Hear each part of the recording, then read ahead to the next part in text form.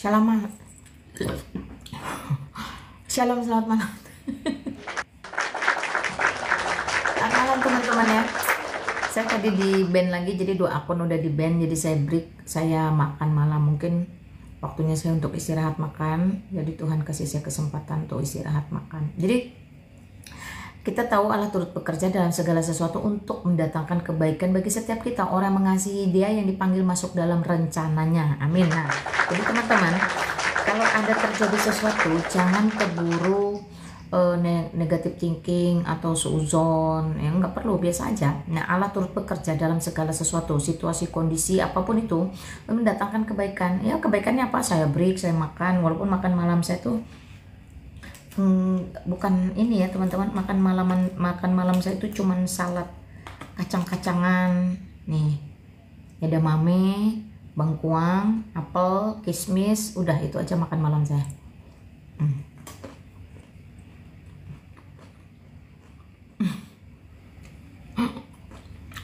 Kenapa belum tidur? Udah jam 12 ya? Nggak tahu saya kalau udah jam 12. Astagfirullah.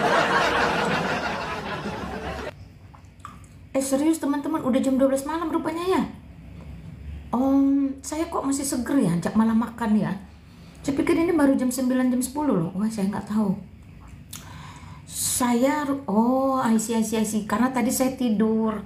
Saya pulang gereja, ngumpul sama teman-teman, makan sama keluarga sampai jam 4 sore, balik jam 5, jam 6 saya tidur kayaknya. Jam 6 saya tidur. Jadi jam 9 kali saya bangun itu ya, saya bangun jam 9-an, saya live jam setengah 10 mungkin, terus ke band, baru lagi, saya baru lihat tuh, bener-bener baru lihat saya kalau ini udah jam setengah 1 malam. Astagfirullah. Ridwan Sah, naik aja, boleh naik aja ngobrol. Saya sudah kirim undangan, naik lah. Waduh teman-teman, saya bener-bener nggak tahu kalau udah jam 12 malam. Sorry, saya nggak tahu, bener-bener nggak tahu. Mungkin karena saya tidur, jadi saya bangun masih seger, jadi saya nggak tahu kalau ini udah malam. Selamat malam. Aduh mau. Ya, selamat malam bro. Namamu siapa? Nama saya Ridwan. Islam Kristen kamu? Enggak dua-duanya. Kalau nggak dua-duanya, di KTP-mu tertulis apa bro? KTP-nya hilang. Terus kamu masa jadi manusia nggak punya KTP? Coba yang jujur, kamu Islam atau Kristen? Kalau penipu saya turunkan, saya nggak suka penipu. Kamu Islam atau Kristen? Ateis. KTP-mu tertulis apa?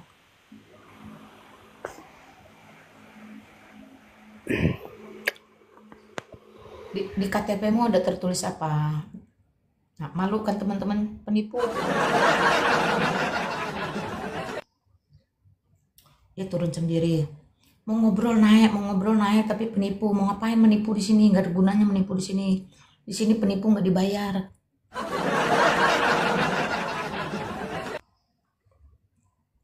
Asli saya nggak tahu kalau udah jam 12 malam, setengah 1. Astagfirullahaladzim. Saya pikir jam berapa? Saya malah baru pikir saya baru mau makan malam.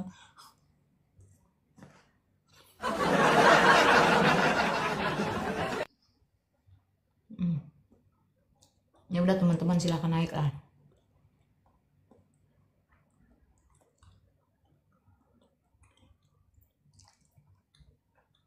Kalau ada yang mau disampaikan, naik lah.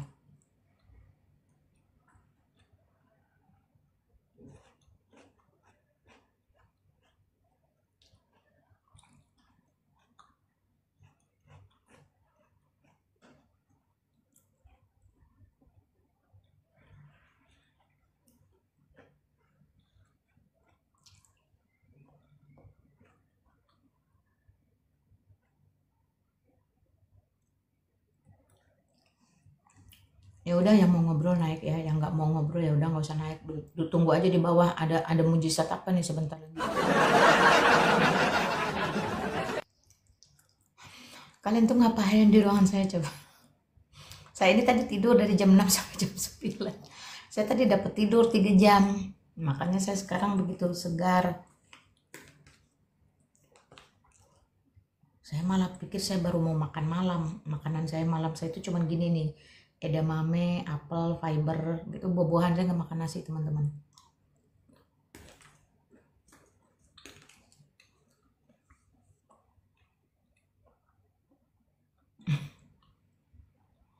Saya baru tahu. Nggak, silahkan lah, apa yang mau kalian obrolin lah, tanya lah. Kalau nggak mau naik, tulis lah biar saya jawab. Saya tapi nggak tayangkan di YouTube.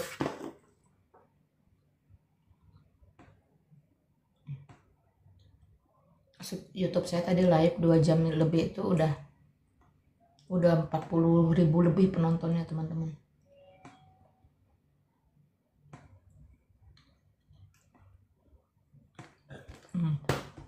Laptop saya sudah saya matikan.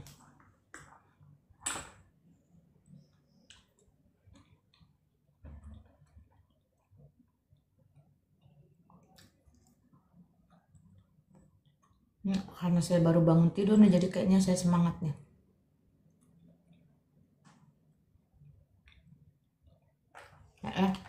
Teman-teman Islam ini nggak ada yang mau naik. Teman-teman Kristen pun boleh lah naik lah, ngobrol apa yang mau diobrolin sama saya. Ada dengar berita apa lagi nih tentang saya di belakang saya? Ya, Yesus Kristus menyertai Lina. Amin. Thank you, bro.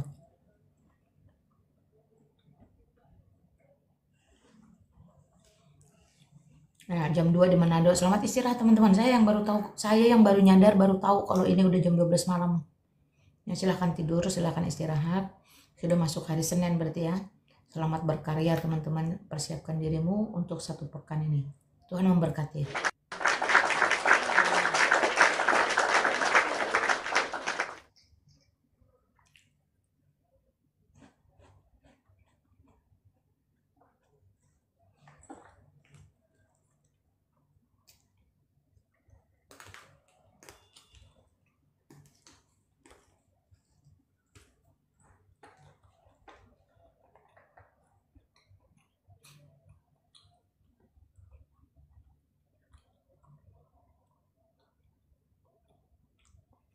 Nah, di bawah mau ngapain, nungguin saya ngapain?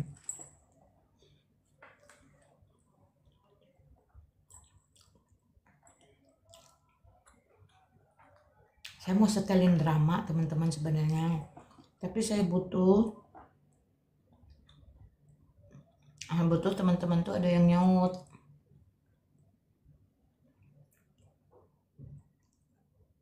Ada yang nyaut.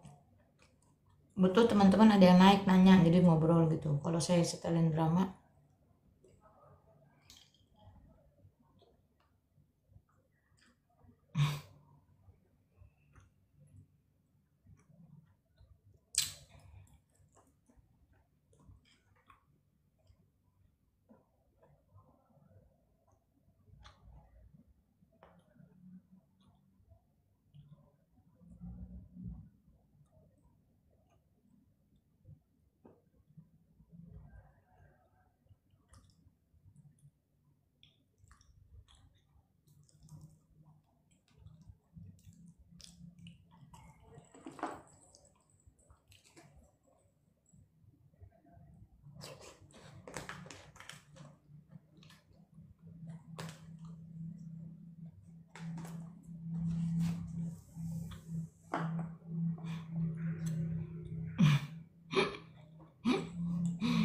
teman-teman yang ngapain juga.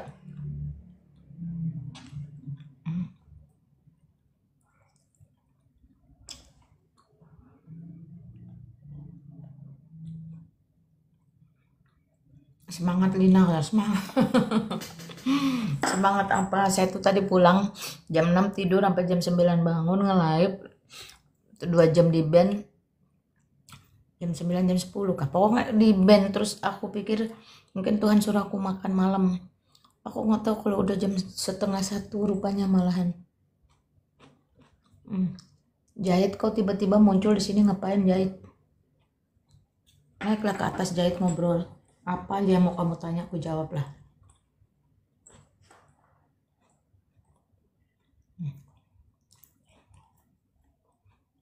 Nggak ada kadrun tuh udah musnah, udah perlahan-lahan udah mulai punah mereka. Ya beneran, perlahan-lahan mereka mulai punah.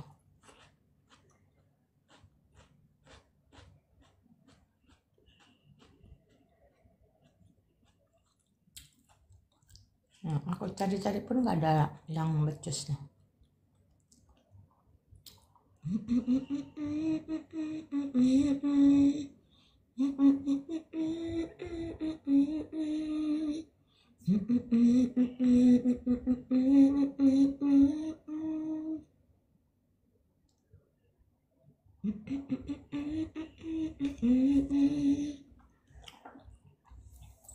Mau denger kakak sambil Kak, mending kamu ngobrol, tanya lah Jahit, tanya apa yang mau kamu tanya biar aku jawabin, biar aku ada obrolan.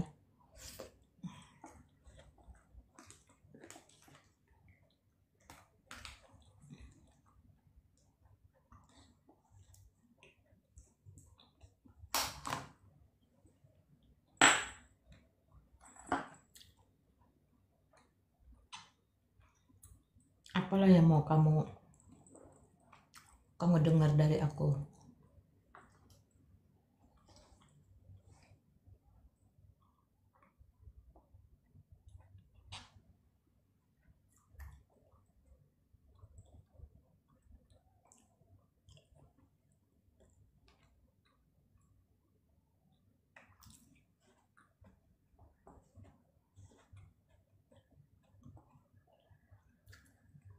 Salam Bu Lina, apa kabar? Baik, Tony, naik Ton. Naik Ton, temenin aku ngobrol Ton.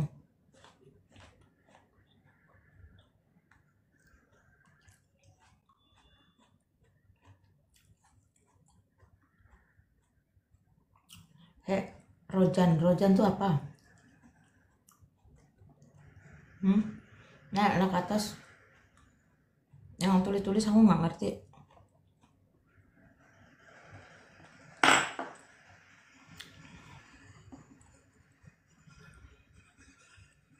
Banyak banget akun Bu Lina. Banyak pun pada di ban tau nggak? Ini aja yang belum di ban ya. Tinggal 2 yang belum di ban. Naik Ton. Baluap tuh apa?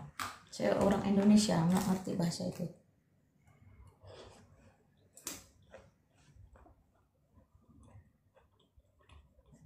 Naik Ton.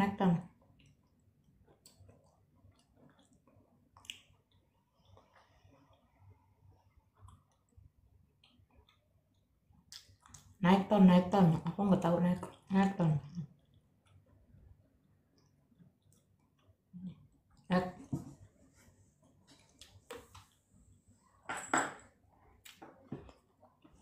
Naik aja Ton, naik. Tumben kok nggak mau naik Ton, naik di atas, ngobrol di atas.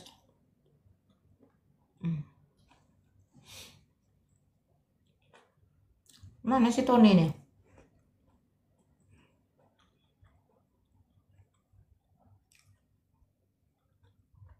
Ton, naik atau ku blokir?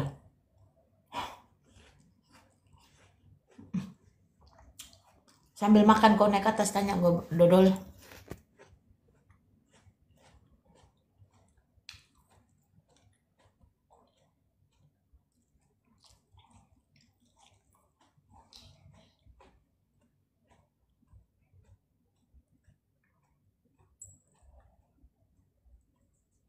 Yuk. Makanya makanya naik ke atas, ngobrolnya di atas, jangan lewat tulisan dodol. Kalau kau nggak naik ke atas, ku blokir.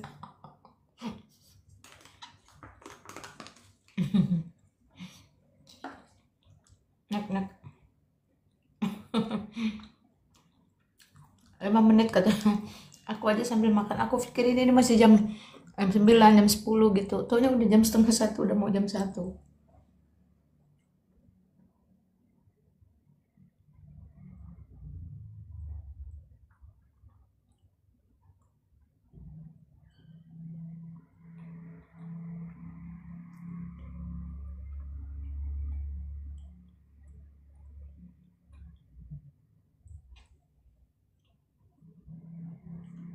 Drone.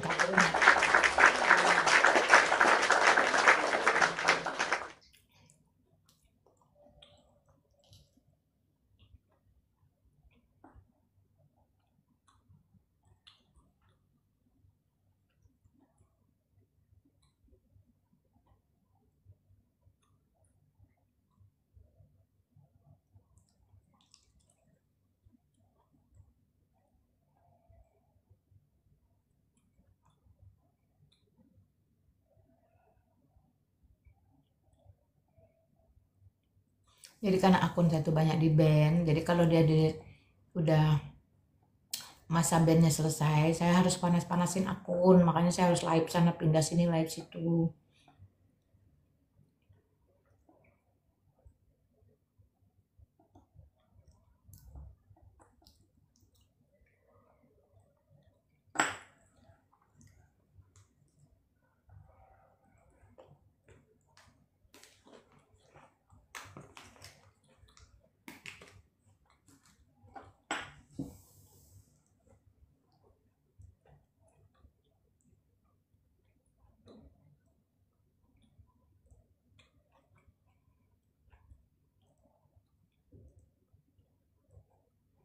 Kalian ngomong apa saya nggak ngerti.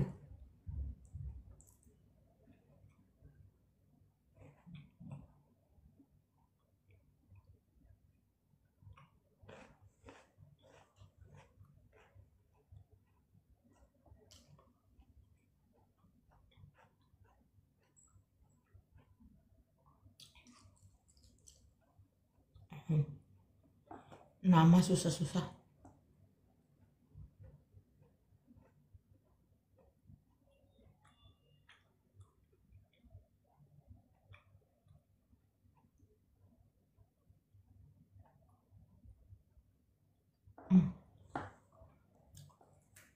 Saya makannya ini teman-teman kacang-kacangan, fiber sama buah. Ini nggak makan nasi soalnya.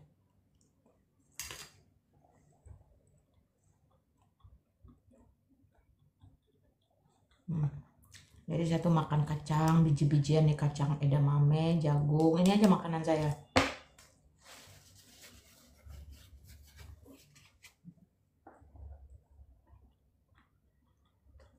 Bikin gendut itu kalau makan nasi, makan daging-dagingan, gandum-ganduman. Nggak ada nih buah-buah sama kacang-kacang biji-bijian. Kenapa belum tidur? Saya ini tadi tidur. Jadi saya tadi pulang gereja jam 12 makan siang. Nongkrong. Nggak sadar nongkrong kelamaan dari jam 12 itu sampai jam 4 lewat lah, jam 5-an. Terus sampai rumah itu jam 6 sampai setengah 7 itu saya tidur. Bangun-bangun jam 10 atau jam berapa saya live 2 jam di YouTube. Udah itu saya tutup. Saya pikir waktunya makan malam.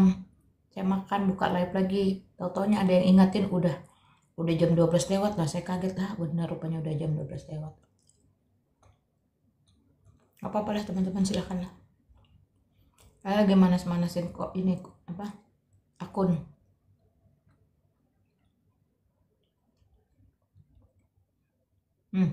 Makanya kalau ada yang mau ngobrol, ada yang mau nanya, silahkan naik, mumpung sepi, ngobrol sama saya. Tanya apa aja tanya. Silahkan. Entah kalian dengar berita tentang saya, entah kalian mau tanya tentang pengetahuan umum, tentang Alkitab, tentang Islam, tentang pribadi saya, tanya aja. Jarang-jarang saya mau ditanya tentang pribadi. Mari silahkan naik. Yuk, naik aja.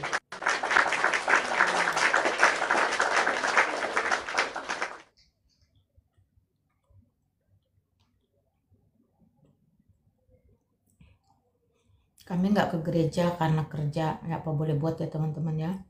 Jangan kecil hati kalau memang benar-benar bekerja, karena kerja juga sebuah bagian dari pelayanan.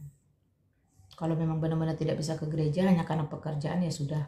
Jadi jangan karena nggak ke gereja karena masalah yang bisa dihindari, dibuat-buat ya, itu nggak berkenan di hadapan Tuhan. Jadi makanan saya cuma gini, fiber, biji-bijian, kismis, nah gini.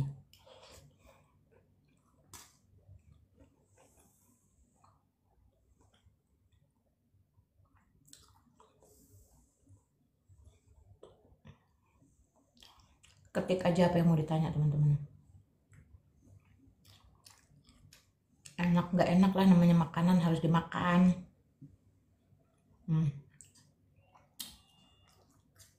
Itu kan dari tadi saya kasih lihat ya.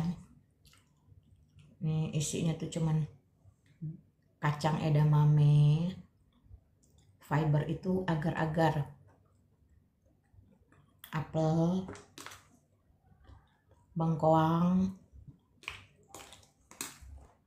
jagung. Nah cuma itu isinya.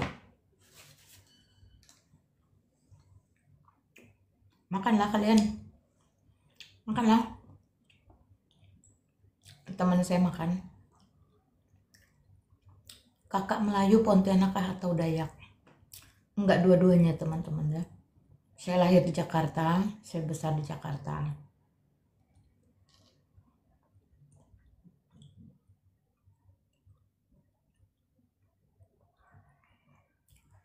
Silakan, selamat malam bro. Halo. Salam Kak Malam. Lina. Ya, shalom.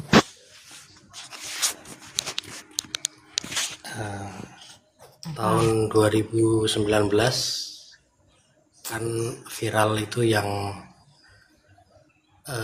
di dalam salib ada jin kafir. Jin, itu si Somat kelakuannya. Terus Yes. Apakah setelah itu baru rame apologet Kristen atau gimana? Yang menurut Kak Lina yang konon sudah lama di dunia apologet. apologet itu sudah ada sejak zaman Facebook teman-teman. Jadi kita dulu bertempurnya di Facebook, tapi saya nggak ikut. Saya waktu itu masih konsen di lapangan. Turun ke YouTube, jadi Facebook, YouTube, Zoom, WhatsApp, Telegram. Jadi semua itu dulu sudah dipakai tuh untuk berapologet. Ya itu dari tahun 2010. Bayangkan. Jadi 15 tahun yang lalu. Jadi orang kayak Edis itu sudah berapologet itu udah hampir 7-10 tahunan tuh. Jadi main dari skala-skala yang kayak gitu. Kan dulu memang kan seiring zaman kan Facebook tuh duluan marak kan ya. Twitter sempat masuk, tapi nggak bisa karena nge-tweet itu kan sedikit. Nah, apalagi sekarang Twitter diganti dengan X. Jadi itu tuh sebenarnya sudah terjadi. Teman-teman kalau baca buku Raffi Zakarias itu tokoh apologet yang paling mumpuni ya, sangat disegani tuh. Era-era abad 20-21 tuh masuk tuh.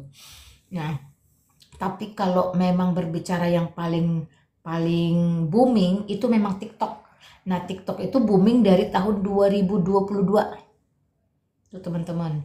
Kalau si Somat itu tahun 2019. Jadi gini ya. Sejak pandemik itu memang semua berbondong-bondong masuk ke sosial media. Nah, TikTok itu sendiri sama Kominfo pernah di-freeze, pernah dibekukan karena kasusnya si Bowo. Dan dulu kan si Keong Racun, terus di-freeze, hidup dibuka lagi, kasusnya si Bowo, TikTok di-freeze lagi, kemudian dibuka lagi. Nah, dibuka itu TikTok menjadi marak dari tahun 2022. 2022 itu mulai tuh teng sampai sekarang. Jadi yang dari YouTube dari mana-mana itu semua sekarang turunnya ke TikTok teman-teman. Nah, karena uniknya TikTok ini bisa di-sharekan juga secara live di YouTube. Jadi kita double nih. Kayak saya biasanya kan live di TikTok, live juga tuh di YouTube. Nah, itu aja. Jadi kalau ditanya mana duluan sebenarnya itu dunia apologet duluan, cuman platformnya yang beda. Ke snack video juga iya. Banyak loh dulu itu loh, bro. Banyak. Nah, sekarang TikTok sama YouTube sekarang yang bertahan. Silakan. Kalau perkiraan Kak Lina pas meledak-meledaknya itu orang bilang katanya setelah COVID gitu. Apa pendapat Kak Lina? Ya, kalau saya bilang memang yang sekarang paling booming itu kan memang TikTok. Bayangin ya, semua pada turun ke TikTok tuh. Ya. Saipul Ibrahim semua pada turun tanpa ragi apa semuanya akhirnya masuk ke TikTok, padahal itu kan dulunya di YouTube semua itu. Nah, saya pribadi itu mulai 2022 dulu apologet wanita Kristen Indonesia yang garis depan yang ada di Indonesia itu cuma 2, hanya Lina Wijaya dan Uti Watimena almarhum, hanya cuma 2 yang apologet Kristen betul-betul ya. Nah, lalu mulai bermunculan satu dua yang sekedar tim penggembira ikut-ikutan atau yang bidat. Nah, itu mulai banyak seperti itu. Ya, jadi kalau mau dibilang mana duluan teman-teman nilai aja lah sendiri. Itu aja. Nah, kalau saya sampai hari ini berarti sudah mau masuk tahun keempat ya, 2003, 4, 5. Silakan. Apalagi bro, mau nanya apa?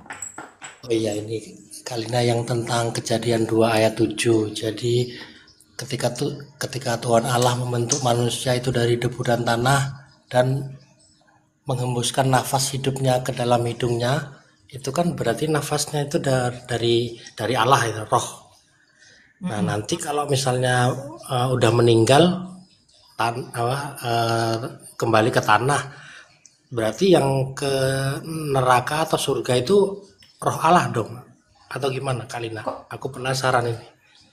kok jadi roh Allah yang ke surga dan neraka? Ya iya kan Allah menghembuskan roh kan ke manusia Allah yang menghembuskan Allah menghembuskan nafasnya. ya Ya, bukan membagi rohnya kepada manusia. Kalau membagi rohnya kepada manusia, berarti manusia sehakikat dong dengan Allah. Yang nggak bisa gitu, nangkapnya salah. oh, berarti apanya itu kan Mm-mm. tubuh, jiwa dan roh. Jadi yang di ini apa Kalina? Yang dihembuskan itu. Nah, kan manusia itu mati, tubuh kembali ke tanah. Nih ya, sebentar saya cari ayatnya dulu. Sebentar teman-temannya, saya mohon maaf nih. Saya tuh tubuh kembali ke tanah dan roh kembali kepada penciptanya. Jadi sebenarnya teman-teman tuh membedakan roh dengan jiwa itu kayak mana sih? Coba saya mau tahu dulu. Nah, itu juga termasuk yang bingung Kalina. Nah, kalau Kalau memang kalau bingung, kalau jiwa itu pemikiran, akal budi itu mungkin ya. kesadaran, kesadaran. Dan Kalau roh itu sesuatu yang menghidupkan dan menggerakkan kita, ya. ya, yes. Nah, ya itu aja teman-teman ya. Jadi kalau kita mati, tubuh kembali kepada tanah, roh yang kehidupan itu kembali kepada sang pemberi hidup. Nah, itu bahasa sebenarnya. Roh itu adalah kehidupan. Jadi ketika Allah menghembuskan nafasnya, maka manusia itu menjadi hidup, menjadi bernafas. Lalu yang kamu mau tanya dari situ apa? Apakah ketika manusia mati, rohnya kembali kepada surga atau neraka? Itu kembali kepada pencipta. Jadi gini teman-teman ya. Iya. Kalau baca Alkitab tentang orang kaya dan Lazarus, itu tidak dikatakan mereka sudah di sorga atau sudah di neraka, tidak ada. Ya, tapi dikatakan di Firdaus. Makanya saya selalu kasih analogi Firdaus itu lobi atau ruang tunggunya sorga, Hades atau Sheol itu ruang tunggunya neraka. Karena memang tidak bisa masuk ke sorga dan masuk ke neraka. Penghakiman belum ditetapkan, Kristus belum datang untuk yang kedua kali. Makanya semuanya ada di ruang tunggu. Tetapi ruang tunggu itu adanya di mana? Adanya di dunia orang mati. Kita ada di dunia orang hidup. Mereka ada di dunia orang mati. Dunia orang hidup dan dunia orang mati tidak terhubung. Antara Hades dengan Firdaus juga sudah tidak bisa terseberangi. Tetapi baik orang kaya maupun Lazarus maupun Bapak Abraham di sana semua memiliki kesadaran, bisa saling mengenal. Ya, kita baca itu dari Alkitab. Alkitab memberitahu kepada kita. Tetapi orang dari dunia mati sana tidak bisa lagi terkonek dengan kita yang ada di dunia orang hidup. Dunia orang hidup juga tidak terkonek dengan mereka dunia orang mati. Kalau ada yang bisa mengkonekkan, maka itu adalah kuasa-kuasa kegelapan iblis yang sedang bermanifestasi. Karena iblis itu memang bapa segala dusta, teman-teman ya. Itu dulu. Nah, jadi kalau kamu bilang roh itu kembali kemana? Kembali kepada pencipta. Pencipta mengklasifikasikan berdasarkan apa? Berdasarkan apa yang mereka tuai, yang mereka lakukan di dunia. Tetapi mereka belum ada di neraka dan dia ada di surga. Hanya di lobi-lobinya saja itu saling tunggu. Itu. Dan itu semua memiliki kesadaran. Jadi tidak dimatikan, tidak lalu atau nanti identitas saya di sana berganti dari nama Lina menjadi nama Tuti. Nah, itu enggak juga seperti itu. Silakan. Pribadi kita tidak berubah teman-teman ya di hadapan Allah. Kita tetap pribadi yang Berarti kalau meninggal nanti tubuh kemuliaan itu yang kembali ya ke Firdaus lah kalau orang percaya. kita belum Terus punya tubuh kemuliaan bahkan sekarang. Tubuh oh kemuliaan belum diberikan setelah dibangkitkan. Oh ya, ya pas sudah meninggal itu ya, atau setelah Kebangkitan. masa penantian. Nah, tubuh kemuliaan itu diberikan kepada kita setelah kita dibangkitkan. Kristus datang kedua kali itu untuk memilah, untuk menetapkan, untuk menghakimi. Nah, semua orang yang mati itu, ya saya nggak tahu pada saat Kristus datang apakah saya sudah mati atau tidak mati ya. Yang jelas penghakiman itu ada. Dan setelah pemisahan itu, semua yang mati dibangkitkan itu diberi tubuh kemuliaan. Jadi roh kita yang sekarang berkumpul, jiwa kita yang ada di Hades atau di Soul itu nanti tetap akan diberi. Yang masuk neraka ya tidak diberi tubuh kemuliaan ya teman-teman, karena dia binasa di sana. Dalam rohnya dia akan mengalami kesakitan, retak, ratap tangis, dan kegelapan. Itu sih, ya, silakan. Oh ya, yang di masa penantian itulah yang nantinya akan bahasanya Ya. mati selama-lamanya ya. Hmm. Terus itu roh kita itu yang ke Firdaus itu beda dengan Roh Kudus ya Kalina berarti. Roh Kudus kan roh Allah. Mana bisa kita sama dengan Allah? Masa kita sama Oh, dengan Roh Kudus? berarti yang waktu Kejadian 2 ayat 7 itu bukan Roh Kudus yang dihembuskan ke Hmm. waktu. Oh, bukan ya. Iya, iya. Jadi kan Oh ya. Kejadian 1 ayat 26 itu kan jelas. Baiklah kita menciptakan manusia menurut rupa dan gambar. Rupa dan gambar itu tidak berarti physically. Ya, tetapi di situ ada power, ada kekuasaan, ada kemampuan, ada daya cipta, ada daya pikir, dan seterusnya. Nah, itu sebab karena Allah itu ya adalah roh kebenaran dan terang kemuliaan, maka kita berbeda dengan Allah. Allah hanya menghembuskan nafasnya supaya kita itu hidup. Ya, jadi bukan berarti roh Allah itu di-share, dibagi ke kita sehingga kita memiliki hakikat yang sama dengan Allah, enggak. Roh kita kualitasnya adalah roh manusia, bukan roh Allah. Kalau Roh Kudus itu adalah roh Allah, bahkan itu adalah pribadi Allah yang ketiga. Silakan. Oh ya, ya. Udah paham Kalina. Terus ya udah mungkin itu dulu. Cuma mau bilang semangat Kalina. Kemarin itu sempat lihat apa namanya kesaksian ada si ibu-ibu ngantar anak, lalu duduk-duduk sama ibu-ibu. Kebetulan ibu-ibu yang lainnya itu Muslim semua, jadi suatu hari dia ikut itu.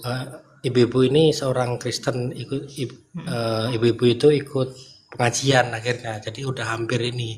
Tapi gara-gara ketemu roomnya Bang CP, nggak sengaja dengerin, jadi tahu gitu loh. Akhirnya nggak jadi gitu. Puji Tuhan ya. Ya poinnya semangat Alina, teman-teman yang lain yang berapologet gitu, karena langkah yang Kak Lina ambil sekarang itu disadari dan nggak disadari banyak jiwa-jiwa yang tertolong gitu, baik yang baik yang belum mengenal walaupun yang di dalam sendiri, contohnya ibu-ibu tadi gitu. Jadi dia jadi tahu oh kayak gitu ya, yang dipikirnya dari luarnya itu agak yang damai gitu, ternyata Saya terus terang ya itu. teman-teman ya. Saya terus terang SMA itu jadi Islam. Karena teman-teman itu terlihat baik. Ya, terlihat, makanya itu terlihat dan seolah-olah. Jadi jauh saya belum menikah itu, saya masih muda itu, masih gadis itu, saya udah Islam. Karena ya itu tadi waktu itu aplikasi pengajaran Islam itu masih terlihat baik. Tapi apapun yang dikemas seolah-olah baik, ada satu masa Tuhan akan bongkar. Nah itu. Jadi saya kalau nggak salah itu SMA, SMP kelas 3 yang mau masuk SMA itu saya Islam. Saya mengislamkan diri saya. Ya, saya ikut teman-teman, saya Islam. Sampai kemudian saya SMA, saya kuliah, saya ketemu calon suami, menikah, dan seterusnya. Jadi istri Islam, jadi ibu Islam, melahirkan anak-anak Islam. Tetapi sekali lagi, seperti ibu tadi yang tertolong, akan ada satu masa Tuhan itu izinkan kita. Pertama, mengembara. Saya diizinkan mengembara untuk membuktikan bahwa di luar Kristus itu sia-sia. Makanya Alkitab mencatat tentang anak yang hilang. Ya. Nah, cerita tentang anak yang hilang ini memberitahu kepada kita satu masa Tuhan akan pilih orang untuk diizinkan mengembara dan ditarik pulang untuk dipakai. Saya salah satu orang ya yang diizinkan Tuhan mengembara. Bayangkan itu, dari gadis saya belajar tuh. Terus itu jadi istri, belajar hukum-hukum istri syariat. Jadi ibu, belajar lagi. Enggak ada apa-apanya teman-teman ya. Yang ada itu malah semakin hati kita tuh mengeras, membatu, dan menjadi hitam, menjadi gelap. Pikiran dan segala macam. Nah, makanya saya selalu tegaskan, jika bukan kemurahan Tuhan menarik orang keluar dari kegelapan itu, orang itu selamanya tidak akan bisa keluar dari kegelapan itu. Itu membayangkan atau menggambarkan betapa jahat dan gelapnya kegelapan itu. Betapa jahatnya cengkeraman iblis itu. Dia tidak akan lepaskan kita begitu saja sampai Allah itu yang berbelas kasihan. Kenapa? Karena iblis tidak berkuasa atas Allah. Nah, kalau Allah sudah tarik kita keluar, ya, kita tidak lagi dalam cengkeraman iblis. Nah, itu Yohanes 10 ayat 28 bekerja. Tidak ada satupun yang bisa merebut dari tanganku. Nah, ini keren ya. Dan itu juga sebenarnya sedang belajar predestinasi, doktrin predestinasi, apa yang sudah Tuhan pilih, bukan hanya sekedar tetapkan ya, bukan hanya sekedar panggil. Apa yang sudah Tuhan pilih itu sampai selama-lamanya tidak akan hilang. Nah, saya jadinya banyak belajar dari pengalaman hidup saya. Lalu 2000 saya benar-benar memutuskan untuk kembali ke Kristen itu dengan segala resikonya. Dan saya benar-benar zero. Benar-benar nol tentang kekristenan. Bodohnya minta ampun. Jadi waktu saya di brainwash itu benar-benar di brainwash teman-teman ya. Ya udah, itulah yang saya harus sounding announce ya.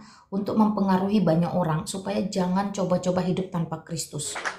Jadi hidup di luar Kristus itu hidup yang mengerikan. Hidup yang mengerikan, karena itu tipu daya iblis ya. Iblis kan bapak segala dusta. Jadi dia mengemas seolah-olah itu baik, kayak perempuan itu, kayak ibu itu. Dia melihat dari luar seolah-olah itu baik. Itu kemasannya saja teman-teman. Tapi perhatikan ya, kotoran tetaplah kotoran. Ini warnanya sama-sama kuning, tetapi yang sebelah kanan ini emas batangan, yang sebelah kiri ini kotoran. Emas batangan ini udah usah kamu bungkus, dia kuningnya tetap berkilau ya. Bobotnya ada, berat. Kotoran, kamu mau bungkus dengan apapun, dia tetaplah kotoran. Bobotnya tidak ada, makin lama makin ringan hilang, mengeluarkan bau busuk, berubah warna menjadi hitam. Nah ini, kamu mau bungkus seperti apapun, kotoran tetaplah kotoran. Emas batangan mau kamu hina seperti apapun, bobotnya tetap berat, berisi, padat, dan kuningnya tetap kemilau. Itu firman Tuhan, itu Kristus. Nah, saya belajar teman-teman, jadi kita belajar dari situ. Makanya ketika Tuhan izinkan saya turun ke lapangan, bermisi di lapangan, belajar ditolak orang, belajar menyampaikan firman, belajar jadi guru sekolah minggu, belajar mengerti ini, itu 2000 sampai 2022, teman-teman hitung sendiri lah. Berapa tahun itu. 2022 baru Tuhan panggil, pilih saya dan tempatkan saya di dunia apologet. Di sosial media. Makanya mental saya, nyali saya, termasuk pengetahuan saya, keberanian saya, itu sudah Tuhan perlengkapi, sudah Tuhan siapkan, Tuhan sudah bentuk. Jadi saya tidak akan gampang dihina, mundur, dicaci, difitnah. Bahkan sekarang ada berita viral katanya ya, saya dikatakan bucin lah, ada percobaan apalah segala macam. Itu kan semua cara-cara iblis untuk menggoncang saya. Tapi coba lihat bukti kebenarannya, ada nggak? Nggak ada. Nah, kalau orang tidak dipilih Tuhan, tidak dibentuk, tidak sedemikian rupa dipersiapkan, itu pasti udah mundur bang. Udah pasti mundur dia. Yang minder, yang malu, yang kesal, yang ini, yang itu. Tapi saya faktanya enggak. Akun saya total 32 udah diblokir permanen sampai handphone saya tuh nggak bisa lagi. Ya, nggak bisa dipakai handphone, bukan handphonenya yang rusak atau apa. Nggak bisa, ini handphone mahal, tapi nggak bisa lagi. Saya kalau download TikTok di situ, nggak bisa login sama sekali teman-teman. Karena emailnya sama nomor IP HP-nya ini udah diblokir sama TikTok. TikTok Indonesia udah blokir. Jadi saya harus ganti HP atau reset pabrik, ganti email, ganti IP ya seperti itu. Bayangkan. Karena apa? Samsung bantu saya menyurat ke TikTok, meng-email. Jawabannya jelas. Nomor HP ini bukan HP-nya ya, bukan nomor HP-nya. Nomor email yang sama IP-nya ini sudah mengeluarkan 20 akun TikTok yang diblokir permanen. Jadi saya nggak tahu itu dasarnya apa. Jadi jawabannya hanya itu. Jadi kalau HP-mu satu HP udah keluar berapa puluh akun TikTok yang akhirnya diblokir permanen, itu HP-nya jadi tidak bisa pakai untuk TikTok. Gila ya, saya baru tahu nih. Sampai seperti itunya. Jadi apakah saya mundur? Enggak. Ya, jadi panggilan atau pilihan ini memang dipakai untuk yaitu tadi mempengaruhi orang. Yang di dalam kandang jangan coba lompat keluar. Yang sudah terlanjur lompat keluar gimana caranya bisa kembali pulang. Yang sama sekali benar-benar ada jauh dari kandang di luar sana itu ya, itu pun harus kita teriakin, kita sounding, kita beritakan siapa Kristus, bagaimana hidup di luar Kristus dan bagaimana hidup di dalam Kristus. Nah, ini penting. Ini yang saya kerjakan, teman-teman ya.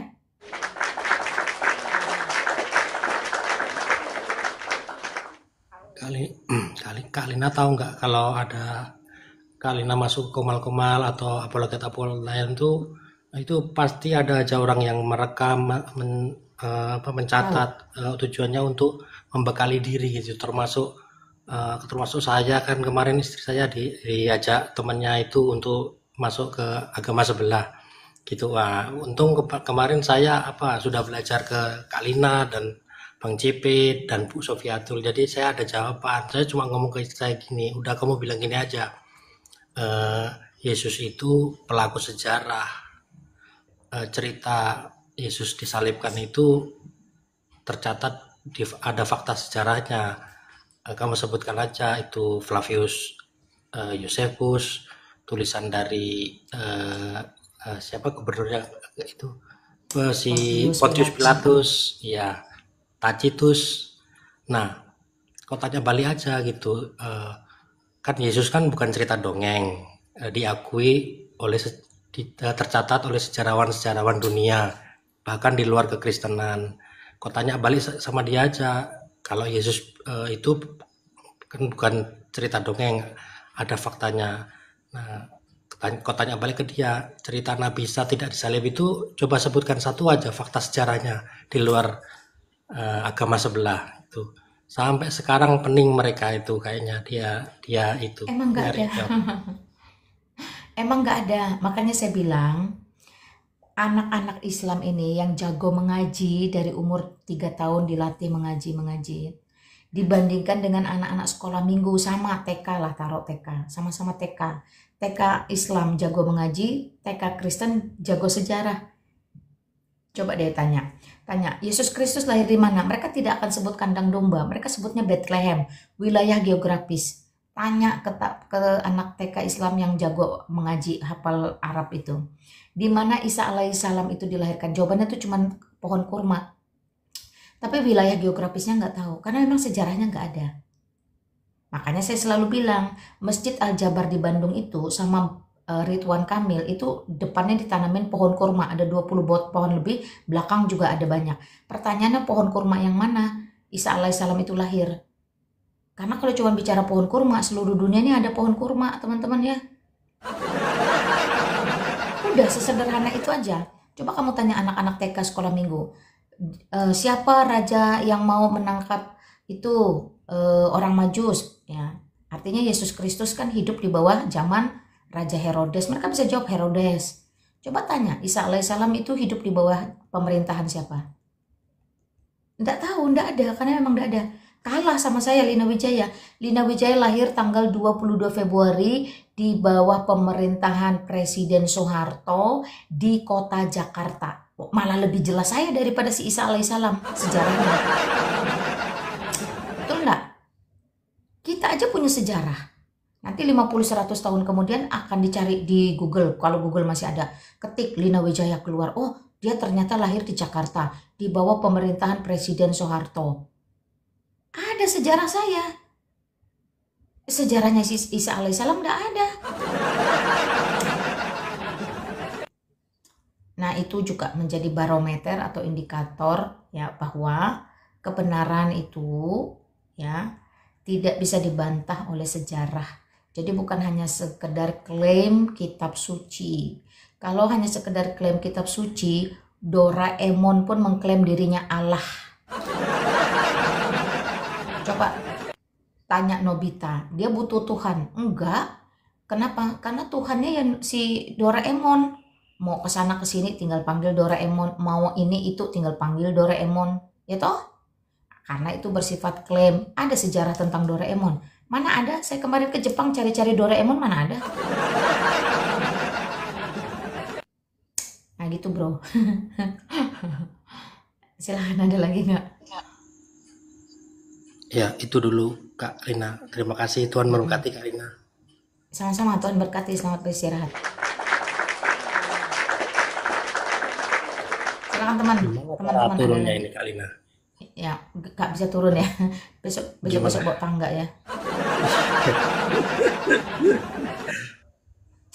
Naik bawa goreng pisang, turun bawa tangga besok. Ini si Tony katanya 5 menit mau bikin mie goreng, sampai sekarang habis makan mie goreng dia ngorok. Teman-teman yang mau istirahat silahkanlah istirahat ya. Jangan memaksakan diri. Saya itu benar-benar tadi tidur lelap, nyenyak sekali 2 jaman lebih. Jadi ketika saya bangun saya pikir masih sore, taunya udah dini hari ini malahan. Saya lanjutin sampai makan saya habis.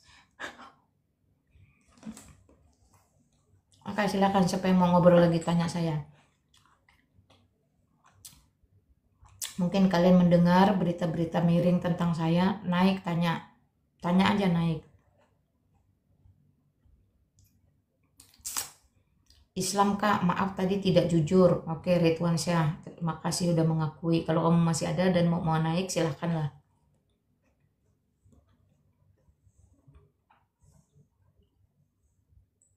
Kenapa harus tidak jujur?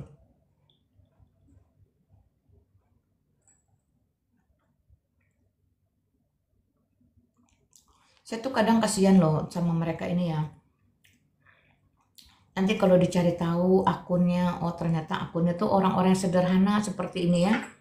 Kayak Ridwan Syah nih, sederhana, cuman mohon maaf nih mungkin pekerja-pekerja apa gitu ya. Maksud saya tuh udahlah hidupmu tuh susah, ngapa masih harus kamu tambah dengan berdusta?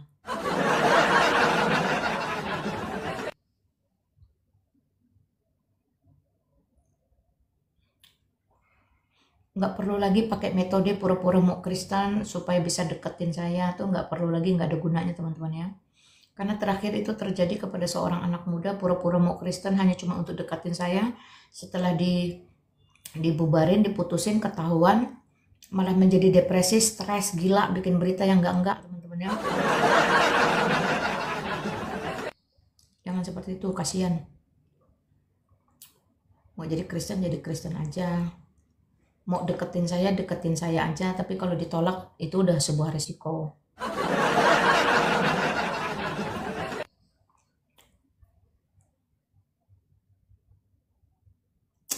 Naik aja, naik Prince. Apa yang mau kamu tanya? Ada kemarin berita Iring Kak Lina Sahadat. Iring itu siapa? Naik aja lagi kamu ngobrol di atas sama saya. Kalau nggak ada kerjaan naik aja di atas ngobrol. Kenapa buru-buru turun? Tanyakan. Maksud saya tuh kalau di atas tanya aja. Kamu dengar berita miring tentang saya pun kamu tanya. Daripada kamu dengar gosip mending tanya. Nah, apa yang mau kamu tanya? Ya, Kak Lina baru bangun, aku belum tidur. Berita miring nggak? Berita miring Kak Lina Sahadat gitu. Di mana Di, saya sahadat? di masjid katanya. Masjid mana? Masjid banyak. Nggak tahu, aku waktu itu video orang ngetik itu di pas waktu di komalnya si Petrus Fajar. Terus saya sahadat di mana katanya? Masjid mana sebut? Ada videonya nggak? Enggak, Kak Lina juga udah klarifikasi kok di situ. Ya makanya kalau nggak ada video, nggak ada barang bukti, sosial media ini memang rimba belantara teman-teman ya. Siapa yang kuat dia menang. Kuat mana? Kuat suara, kuat follower, kuat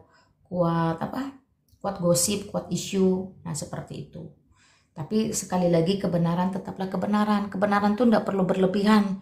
Konfirmasi, klarifikasi nggak perlu. Waktu akan membuktikan. Ya. Jadi channel YouTube saya itu, teman-teman yang belum subscribe di sana ya, namanya sama Lina Wijaya Official. Kalau kalian ketik Lina Wijaya itu ratingnya paling atas. Karena udah 65k ya. Saya lihat tadi tuh. Nah, di situ teman-teman bisa lihat seluruh kegiatan saya dari tahun 2023. YouTube itu saya pakai. Jadi saya 2022 berapologet tapi pakai YouTube 2023. Lihat di sana. Setiap hari itu teman-teman. Continue. Jadi tidak ada satu waktu, satu masa, satu celah itu saya tidak menjalankan panggilan saya sebagai apologet dan sebagai penginjil jalanan. Dari situ teman-teman sebenarnya tidak perlu lagi dengar-dengar berita gosip, ala faktanya, realitanya, buktinya di channel YouTube-nya, kegiatan dia semua diposting di sana. Udah cukup itu aja sebenarnya. Ya. Ada lagi berita miring tentang saya yang terakhir kamu dengar. Nah, Tidak ada Kak Lina. Kak Lina dulu boleh cerita sedikit monggo silakan. mulai berapologet itu belajarnya berapa lama dan caranya macam mana? Hmm. Jadi gini teman-teman, apologet itu kan dasarnya di dalam 1 Petrus pasal 2 ayat 15-16 kalau nggak salah di sana ya teman-teman bisa baca. Jadi belajarnya sejak tahun 2000 ketika saya memutuskan untuk benar-benar menjadi milik Kristus, itu saya sudah mulai berapologet. Saya berhadapan dengan suami Islam yang radikal, yang keras. Nah itu saya harus mempertanggungjawabkan iman saya, menjawab dengan baik. Saya belajar dari mana? Dari Alkitab. Satu-satunya sumber pengajaran itu adalah Alkitab. Satu-satunya guru yang benar itu adalah Roh Kudus. Udah nggak ada lain. Nah, tapi kalau kemudian kita masuk ke dalam gereja, ada pendeta, ada mentor, ada pembimbing rohani, itu adalah alat bantu yang disiapkan Tuhan di dunia. Tahun 2022 saya masuk ke TikTok ini teman-teman ya. Saya belajar dari Sofia Tul, saya belajar dari Ki Ahmad, saya belajar dari Jackie Sembiring. Saya belajar dari Uti Watimena, saya belajar dari Erben, saya belajar dari Edis. Edis dulu sering juga beberapa kali masuk ke ruangan saya. Nah, terus saya belajar lagi dari siapa ya, yang memang dia betul-betul apologet Kristen ya. Apa yang saya pelajari dari mereka coba? Yang saya pelajari dari mereka pertama, itu adalah speed. Kecepatan kita membaca, mengolah data, kecepatan kita menyampaikan. Itu penting. Lalu apalagi yang saya pelajari dari mereka? Saya mempelajari bagaimana self-control. Ya, jadi kita yang mengontrol diri kita untuk bisa mengontrol orang. Perhatikan, kita mengontrol diri kita untuk bisa mengontrol orang. Jadi nggak memberi diri untuk dikontrol orang. Itu saya belajar. Saya belajar yang namanya orientasi. Ya. Jadi kalau kita mau bahas Yohanes pasal 3 ayat 16, maka kita on track akan tetap terus menghadap atau melihat kepada Yohanes 3 ayat 16. Mau itu bahasa aslinya, mau itu belajar konteks sejarahnya, mau belajar itu pemahaman atau tafsir yang benarnya. Karena apa? Karena polemikus itu akan tetap terus menyerang, menggoncang dari berbagai cara. Mau body shaming, mau apapun itu. Nah, kita tetap konsen gimana caranya Yohanes 3 ayat 16 ini tetap tersampaikan dengan baik, benar, dan proporsional. Jadi saya belajar bagaimana cara bertanya, saya belajar bagaimana cara menjawab. Saya baru belajar konten. Kalau konten karena saya di orang lapangan, saya juga belajar teologian. Jadi saya pengetahuan ada, nggak kosong teman-teman. Cuman bedanya kalau di lapangan kita ada eye contact. Kalau kita ada eye contact, kita hadap-hadapan dengan orang, maka kita tidak berapologet. Kita hanya memberitakan Injil. Ya. Tapi kalau di sosial media, kita berapologet itu bukan hanya memberitakan Injil, tapi juga sambil battle. Bawa tameng, bawa pedang, membela, mempertahankan diri, kemudian balik menyerang. Nah itu di sosial media. Itu skill teman-teman. Itu nggak bisa sembarangan, itu talenta, itu kemurahan Tuhan. Makanya saya setuju dengan Sofia Tul, kalau menjadi apologet itu pilihan, bukan panggilan. Kalau panggilan banyak yang hangat-hangat tai ayam, sebulan 2 bulan kabur, sebulan 2 bulan sudah dapat laki, sudah dapat bini lewat sosial media kabur, berhenti. Banyak motivasi-motivasi, modus-modus itu banyak. Tetapi benar-benar menjadi apologet itu pilihan, dia akan dibentuk, diperlengkapi, diuji, diasah, kemudian diposisikan. Saya diposisikan di Indonesia, Edis diposisikan di Amerika. Saya sampai disebut sebagai Edis versi perempuan, tapi saya masih di Indonesia. Saya membongkar lewat Alkitab. Edis membongkar lewat Al-Quran. Jadi kita tuh juga akhirnya diposisikan oleh Tuhan berdasarkan skill, talenta, dan memang lingkungan kita. Nah, itu mau belajar dari mana? Tidak bisa belajar dari mana-mana selain dari Alkitab dan gurunya adalah Roh Kudus. Lalu orang-orang sekitar kita ini hanya mengasah. Sesuai Alkitab bilang, besi tajamkan besi, manusia mengasah, menajamkan sesamanya. Jadi kalau teman-teman hari ini baru jadi Kristen, jangan buru-buru mau berapologet. Ya. Persiapkan dirimu dengan matang, bergumul di hadapan Tuhan, belajar dari orang-orang. Oh, saya itu sering dulu sambil masak, sambil nyuci piring, sambil jalanin bisnis saya waktu itu. Pokoknya di jalan, dimanapun ada kesempatan ngantar anak ke sekolah, pulang jemput nungguin anak di sekolah. Itu saya dengerin mereka. Saya nggak buru-buru mau naik tuh enggak. Saya buka ruangan sendiri aja. Nah di ruangan saya mengajar yang paling basic. Lalu saya membuka ruangan khusus doa syafaat waktu itu. Semua pokok doa apapun saya masuk, saya doakan semua. Tidak terkecuali.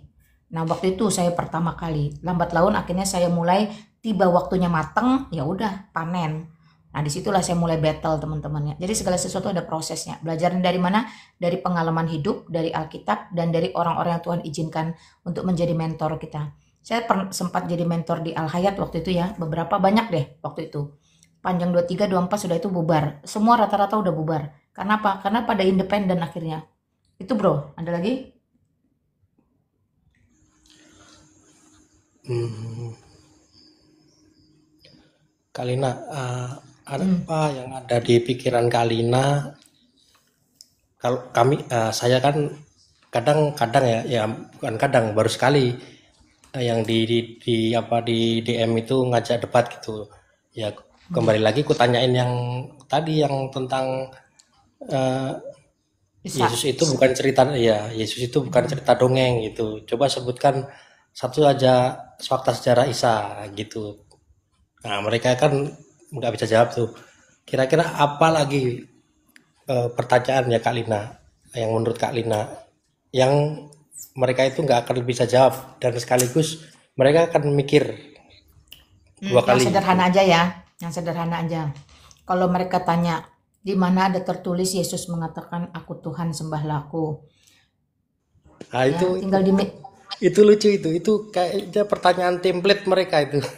ya, makanya cara jawabnya gampang. Tanya aja, jawab. Gini teman-teman ya, menjawab pertanyaan itu bisa dengan pertanyaan. Itu ada metodenya. Ya, jawabannya di mana di Al-Qur'an tertulis Muhammad mengatakan aku nabi, percayalah aku. Itu sama bobotnya nggak ada. Tetapi kalau Yesus bilang aku yang adalah guru dan Tuhanmu, itu banyak. Contoh Yohanes 13 ayat 14. Udah, dan lain-lain banyak. Satu aja lah, nggak usah banyak-banyak. Tapi kalau kamu tanya balik di mana di Al-Qur'an tertulis Muhammad adalah nabi. Aku nabi, kata Muhammad. Percayalah kepadaku. Tidak ada. Atau misalnya bertanya, mereka pertanyaan yang bobotnya sama nih ya. Di mana Yesus mengatakan Kristen? Kamu tanya balik, di mana di dalam Al-Qur'an Muhammad mengatakan Muslim? Karena di dalam surah Yunus 90, yang Muslim itu Firaun, bukan Muhammad. Udah. Jadi belajar banyak mendengar. Oh, kalau pertanyaan ini bobotnya ini, kalau you template ini aku kasih ini. Tetapi jangan lupa, kalau you tanya tentang Yesus adalah Tuhan, Yesus ada konfirmasi, ada. Ayatnya kamu harus pegang. Lalu kalau di dalam Quran mereka, tidak ada satupun yang seperti saya sampaikan tadi, kamu juga pegang ayatnya. Oh iya, ternyata kata-kata Muslim hanya ada di surah Yunus nomor 90. Dan yang Muslim itu ternyata Firaun, bukan Muhammad. Ya udah, itu bobotnya sama. Tetapi kita bisa menjawab karena kita punya dasar. Ingat, Alkitab satu-satunya sumber kebenaran dan kehidupan. Dan mereka tidak bisa jawab karena dasar mereka bukan dasar kebenaran. Tetapi adalah dasar karang-karangan. Udah, banyak kok pertanyaan-pertanyaan yang kayak gitu tuh. Banyak banget teman-teman ya. Silakan, ada lagi? Mau ketawa takut digeruduk. Kak Lina, tahu kan Alkitab itu kan ada tiga bahasa Alkitab. Yang pertama literal, apa adanya. Yang kedua simbolik. Yang ketiga metafora ya, perumpamaan. Nah, metodologinya itu apa ya? Misalnya perkawinan anak domba itu kenapa metodologinya apa? Ketika kok nggak disebut literal gitu, jadi apa adanya. Tetapi itu sebuah perumpamaan. Itu kita jawabnya kayak mana ya Kak Lina? Kalau mereka tanya, itu kalau metodologinya apa? Itu disebut perumpamaan atau disebut ya memang begitu literal gitu Jadi metodologinya. gini teman-teman ya. Teman-teman tuh harusnya mengerti kenapa Alkitab itu menyebut domba. Kenapa Alkitab itu menyebut serigala. Kenapa Alkitab menyebut merpati, menyebut ular, menyebut singa, menyebut beruang, menyebut keledai, menyebut semut. Ya, nih saya sebutin nama-nama binatang yang ada di dalam Alkitab. Kenapa itu disebut belalang? Nah, banyak ya teman-teman kalau perhatikan. Itu lihat karakter binatang-binatang tersebut, lalu masukkan ke dalam konteks Alkitabnya. Apa? Itu biasanya berkaitan. Ini contoh Raja Salomo bilang, ya contoh bukan pandanglah kepada semut. Nah itu bunyinya begitu ya di Amsal. Kita disuruh melihat semut. Emang kenapa mandangin semut? Cari karakter semut. Oh, semut itu rajin bekerja. Oh, semut itu bergotong royong. Oh, semut itu selama musim panas tidak pernah berhenti bekerja supaya ketika musim dingin mereka tidak kekurangan makanan. Oh, semut itu setia kepada ratunya.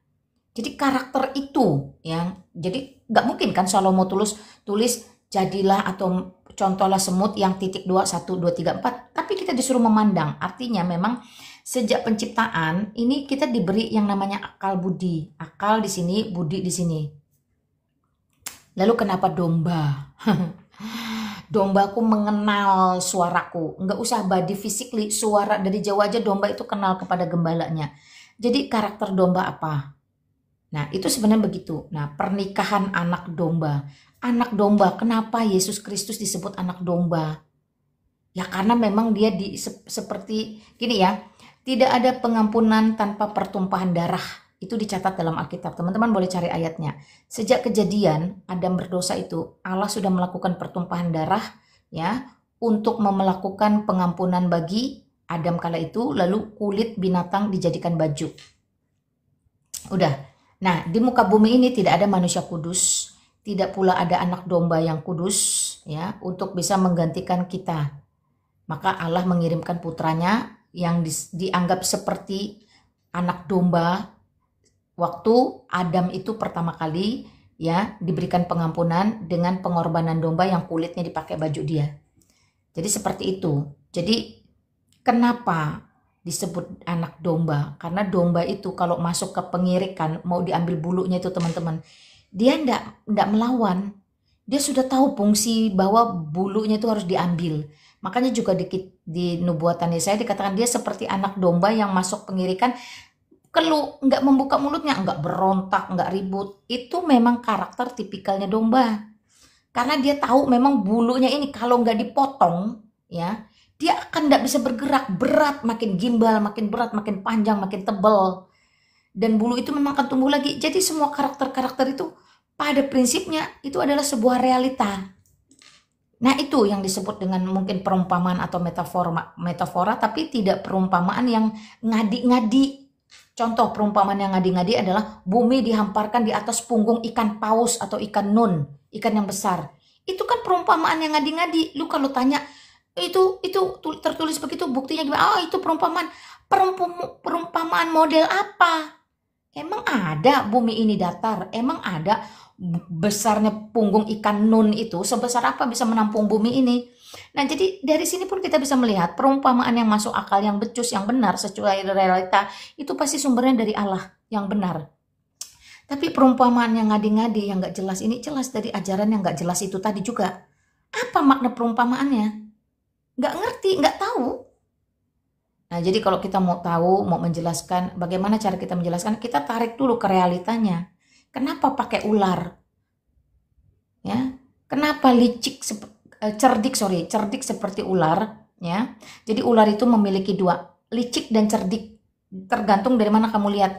Dia dikatakan cerdik karena dia seolah-olah lemah, hanya berjalan pakai perut, ya. Tapi sebenarnya dia bisa mematikan dengan lilitannya, dan dengan taring di bisanya.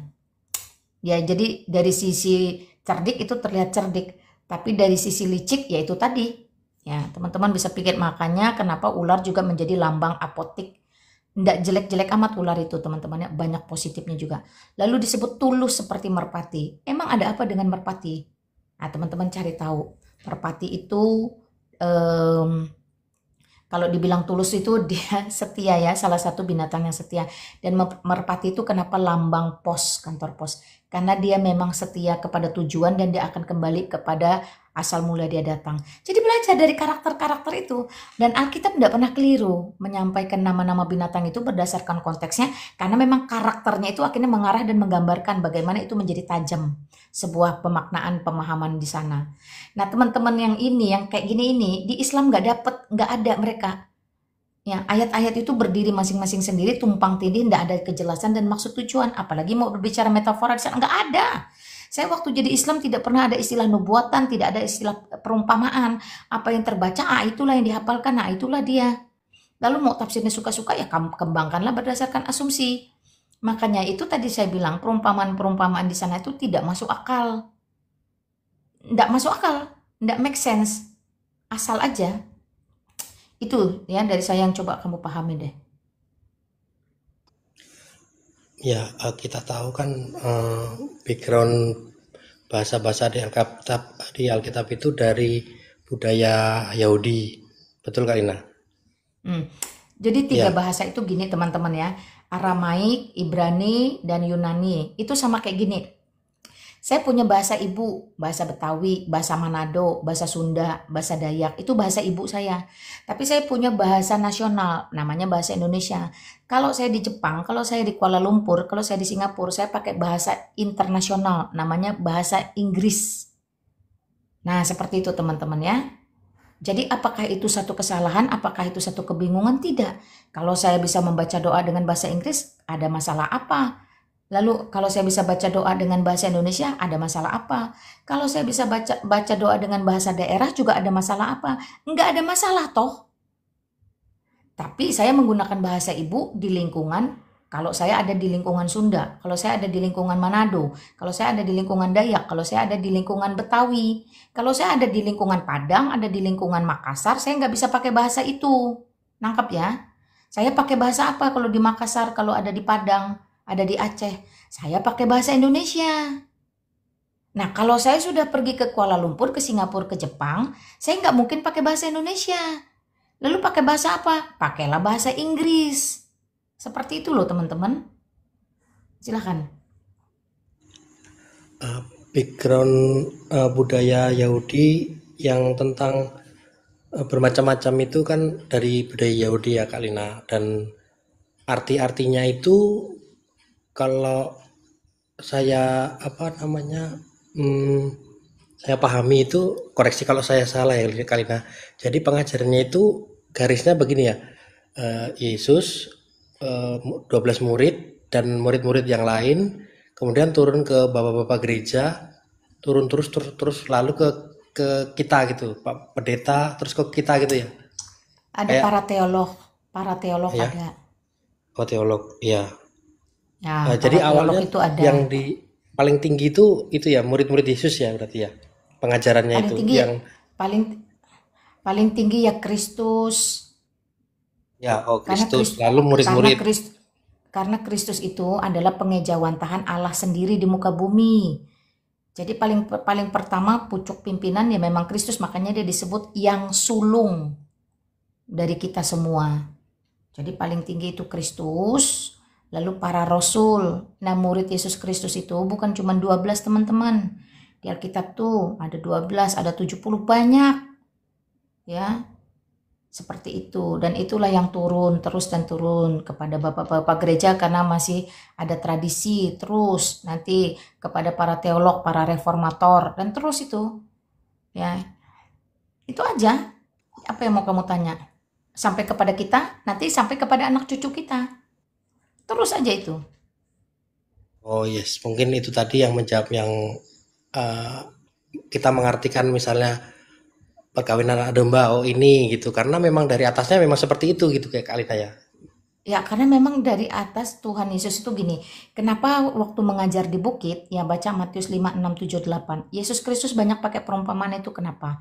Karena betapa bebalnya kala itu orang-orang Yahudi, orang-orang Yunani, orang-orang Romawi. Itu mereka bebal, keras. Jadi bayangkan Yesus sampai pakai perumpamaan.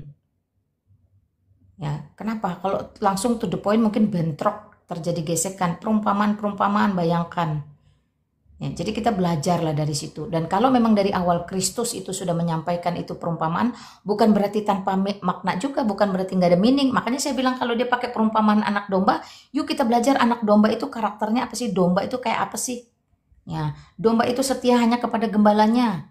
Dia nggak akan ke lain-lain. Dan gembalanya itu nggak perlu datang, nggak perlu dia lihat hidung, batang kepalanya, batang lehernya. Dia dengar suaranya aja. Gembala itu kalau dengar domba itu kalau dengar suara gembalanya, datang loh dari ujung-ujung. Boleh cek deh teman-teman ya. Udah banyak itu tayangan-tayangan video. Jadi aku adalah gembala yang baik. Ya, memang pada faktanya seorang gembala itu sangat care.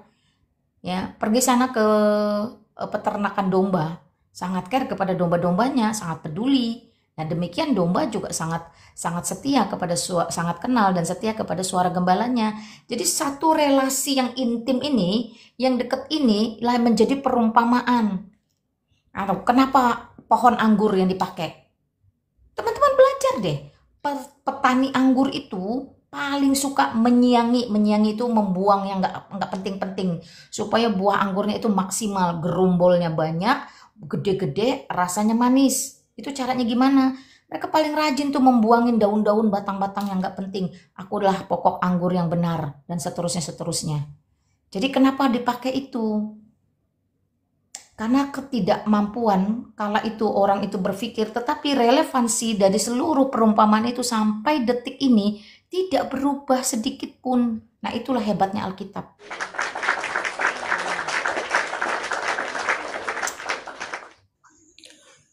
Aku heran ini Kak Lina. Firman yang menjadi manusia. Nah, coba berandai-andai Kak Lina ini dulu waktu masih agama sebelah. Itu kenapa kok mereka nggak bisa masuk akal gitu kalau Tuhan itu bisa menjadi manusia gitu. Gini, karena di dalam pemahaman mereka, firman itu cuman kata-kata tok. Mereka tidak tahu itu logos. Mereka tidak tahu itu grafe, mereka tidak tahu itu rema. Firman di luar Islam itu bukan cuman kata-kata tok. Dan ini tidak pernah diajarkan, tidak pernah diketahui, sehingga mereka begitu mendengar, mereka agak bentrok. Itu dulu teman-teman. Jadi bagi mereka cuman satu, firman itu adalah kata-kata. Udah nggak ada lain. Mereka tidak belajar di luar itu. Tetapi pada faktanya Alkitab membuktikan firman itu bisa logos, ya. Allah itu sendiri dengan firman-Nya, dengan segala keberadaannya itu, ya. Firman itu juga memang bisa kata-kata, ya. Firman itu juga bisa tulisan dalam bentuk huruf-huruf. Nah, itu mereka nggak tahu, mereka nggak belajar seperti itu. Nah, itu dulu yang pertama. Dan yang kedua, ya, konsep mereka ini kan memang sudah dipatenkan untuk membatasi Allah. Allah adalah Tuhan, Tuhan adalah Allah, tidak mungkin serupa seperti makhluk. Udah. Tetapi mereka lupa bahwa batu itu juga makhluk. Ya. Kemarin saya di ruangan Pastor Matius itu kelihatan sekali, mereka tidak ngerti bahwa manusia ini juga benda. Manusia ini adalah benda, benda hidup. Batu itu benda mati. Mereka tidak terima kalau manusia ini benda. Katanya manusia ini makhluk. Makhluk pun ada dua, makhluk hidup, makhluk mati. Jadi mereka sendiri tidak mengerti definisi makhluk, tidak mengerti definisi benda, tidak mengerti definisi Tuhan, tidak mengerti definisi Allah, nggak ngerti. Makanya di luar Islam, kalau ada Allah menjadi sesuatu yang hidup, bagi mereka itu aneh. Tetapi kalau di dalam Islam itu Allahnya menjadi sesuatu yang mati, nah itu boleh. Nah ini juga adalah kecacatan, ya. Ini kecacatan logika mereka. Jadi sebenarnya bukan masalah mereka sulit, tapi memang udah disetting untuk cacat dari awal. Nah, kalau mereka disetting cacat dari awal pun itu bukan kesalahan ulamanya, bukan kesalahan ustadznya. Itu sudah dinubuatkan di dalam Yeremia bahwa bangsa yang tidak mau taat kepada Taurat, ya, disuruh baca Taurat, hukum-hukum Tuhan tidak mau, hanya mau menghafalkan perintah yang diberikan oleh manusia, maka daripadanya hikmat dan bijaksana itu diambil. Jadi kalau udah diambil dari mereka, ya mereka akan selama-lamanya jadi botol. Nah, jadi sebenarnya gini teman-teman ya, kalau kita benar-benar baca Alkitab, jadi kebotolan mereka itu sendiri juga adalah sebuah penggenapan nubuatan akhir zaman. Makanya saya nggak ngotot-ngotot amat. Kalau ngadepin mereka tuh saya nggak ngotot-ngotot amat. Yang penting saya punya target, punya tujuan. Firman disampaikan bahwa you butuh Allah, you butuh Tuhan, you butuh juru selamat. Nggak bisa ndak, itu pasti Tuhan Yesus Kristus. Udah, itu doang. Selebihnya you mau apapun itu urusan you. Karena memang Tuhan suruh kita apa? Pergi, beritakan, sampaikan. Udah. Apa yang kita mesti ngotot-ngotot sama mereka yang memang hikmat mereka sudah diambil, bijaksana mereka sudah diambil, mereka ditetapkan menjadi botol. Saya yang pernah Islam itu juga tahu rasanya, tidak akan pernah bisa keluar kalau bukan tangan Tuhan yang tarik kita keluar dari sana, ya. Ditambah lagi saya juga belajar di sana, tidak ada satupun kebenaran yang bersifat pasti, serba walah-walam, insya Allah, maybe yes, maybe no. Tidak pernah ada satupun kepastian di sana. Selain kepastian masuk neraka, selain kepastian disebut orang gila, selain kepastian kalau melakukan salat itu dosa. Itu ayat-ayat pasti. Selebihnya tidak ada ayat-ayat pasti seperti Yohanes 10 ayat 28, seperti Yohanes 3:16, seperti Matius 11 ayat 28. Marilah kepadaku semua yang letih lesu dan berbeban berat, aku memberikan kelegaan kepadamu. Itu kan sebuah kepastian. Aku memberikan, tidak mengatakan aku mungkin ya atau enggak. Jadi ayat-ayat yang memberikan kepastian seperti ini tidak pernah ada saya temukan di dalam Al-Qur'an. Selain tentang sesuatu yang negatif itu. Itu aja, silakan. Ya, mudah-mudahan selamat dan sebagainya. Iyalah. Semuanya serba Kalina, mudah-mudahan. Oh iya. ya Kalina, kok akhirnya tuh kok nggak ada kepikiran, coba Kak Alina bayangin dulu waktu masih agama sebelah. Kan Tuhan Maha Kuasa gitu loh. Kan kalau Maha Kuasa kan maha segalanya. Nah, kan bisa juga jadi apa aja gitu loh maksudku. Nggak kepikiran ke sana gitu loh. Nah, karena mereka sudah memiliki kecacatan logika itu tadi. Jadi gini, Tuhan cuma punya sifat 20, kalau ada sifat ke-21 itu bukan Tuhan. Di satu sisi mengatakan Tuhan, di satu sisi mengatakan bukan Tuhan. Itu kan namanya kecacatan logika. Kecacatan berpikir. Ya Tuhan aja. Kalau Maha Kuasa ya Maha Kuasa aja. Ngapain lu batasin dengan 20 sifat? Kalau ditambah satu jadi bebek, nggak boleh. Aneh kan? Itu aja problem mereka itu cuma di situ. Allah Maha Kuasa tapi Allah tidak mungkin serupa dengan makhluk, tapi Allah tidak beranak dan tidak diperanakan, tapi itu loh batu itu loh tidak beranak dan tidak diperanakan. Allah tidak menyerupai apapun, tapi ada. Ya kentut tuh tidak menyerupai apapun, tapi dia ada. Dari mana kamu tahu ada? Baunya tuh loh, gitu.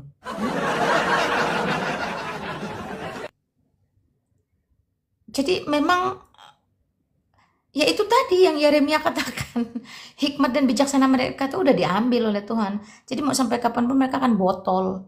Makanya teman-teman kasihani mereka. Dalam kebotolan mereka itu sebenarnya mereka membutuhkan belas kasihan Tuhan. Bagaimana supaya Tuhan berbelas kasihan kepada mereka? Kita orang-orang percaya, orang yang sudah dibenarkan, dikuduskan, inilah yang berdoa bagi mereka, bersyafaat bagi mereka. Minta supaya Tuhan tuh berbelas kasihan. Botolnya tidak bisa apa-apa teman-teman. Setengah mati, kamu yang ada emosi, makanya menjadi apologet itu pilihan, punya self control. Jujur saya bersyukur saya pernah Islam, jadi saya tahu posisi dan secara psikis mereka itu saya tahu, ya. Nggak bisa apa-apa, benar-benar nggak bisa apa-apa. Tuh, tinggal sisa 2 yang Islam yang pintar di muka bumi ini, tapi nggak tahu tinggal di mana.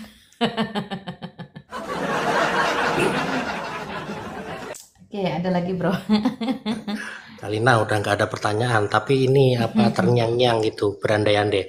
Kak Kalina udah di lapangan lama nih, kira-kira nih kan di dekat saya itu kalau sholat Idul Fitri itu kan nutup jalan tuh, jalannya tuh besar gitu. Kira-kira apa yang terjadi kalau sekali-sekali bilang ke mereka, Bang, kenapa kok tutup jalan ini gitu? Kemana kami lewat, muternya jauh kali. Apa yang mereka lakukan, Kalina? Gini teman-teman ya, pakai prinsip Alkitab, Roma 12 ayat 18. Sedapat-dapatnya, jikalau itu bergantung kepadamu, maka lakukanlah dengan damai sejahtera kepada semua orang. Selama masih kita bisa mutar, bensin kita masih cukup, tenaga kita masih kuat, mutar aja, nggak usah pusing. Ya, mengalah bukan berarti kalah, mengalah bukan berarti salah, tetapi kita menggenapi seluruh hukum-hukum Alkitab. Itu lebih penting. Kenapa?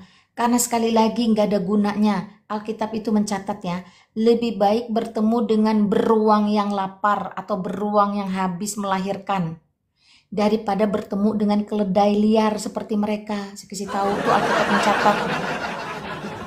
Itu Alkitab mencatat, beruang itu kalau lapar, beruang itu kalau habis melahirkan, dia orientasinya cuma cari makan.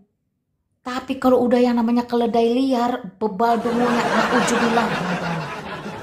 Nah, lebih repot ngadepin beruang Lebih repot ngadepin keledai daripada ngadepin beruang.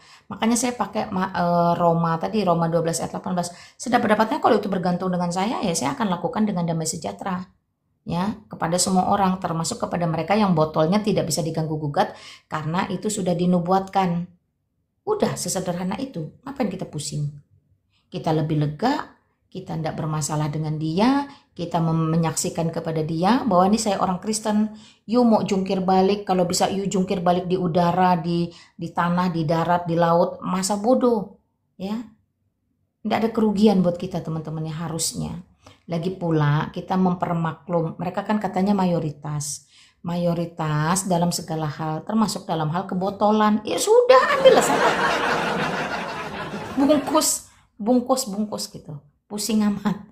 Yuk mayoritas kan, mayoritas dalam segala hal. Ya sudah, termasuk botolmu merugikan dan lain-lain. Ya udah. Ada lagi bro. Satu lagi Karina, apakah di Indonesia ini akan mengikuti fasenya akan seperti Arab Saudi atau Tajikistan atau apa itu? Jadi hijab itu dilarang malah padahal mayoritas Islam gitu. Dan Arab Iran Saudi aja. Iran itu udah apa namanya? bakar-bakar hijab loh. Di mana? Iran itu sudah aksi copot hijab lalu bakar hijab. Nggak mau lagi mereka. Oh ya, kalau Arab Saudi kan fasenya udah memuncak terus menurun, sekarang mulai agak bebas gitu. Maksudnya entah apa aturannya itu sudah melunak gitu. Dan bahkan ceritanya beberapa hadis ya kalau nggak salah udah dimuseumkan kalau nggak salah. Apakah Indonesia Indonesia ini maksudnya fase-fasenya akan mengikuti seperti negara tersebut? gini teman-teman ya, semua pertanyaan kembali kepada prinsip Alkitab. Alkitab sudah mencatat bahwa semua lidah nanti akan mengaku dan semua lutut nanti akan bertekuk menyembah bahwa Yesus itu adalah Allah, adalah Tuhan, adalah Raja di atas segala raja, adalah Juru Selamat. Nah, maka kalau itu sudah dicatat di dalam Alkitab, siapapun, dimanapun, kapanpun itu akan mengarah ke situ. Yang kamu sebut dengan fase per fase, ya, episode per episode itu tetap akan mengarah kepada semua lidah akan mengaku, semua lutut akan bertekuk. So kita tinggal wait and see aja, tinggal tunggu dan lihat. Sesederhana itu teman-teman. Nih fenomena hari ini, betapa kalang kabutnya MUI ketika presentasi kekristenan itu melonjak. Itu belum ganti KTP semua. Coba kalau udah ganti KTP, mereka harus sidang pleno atau apalah.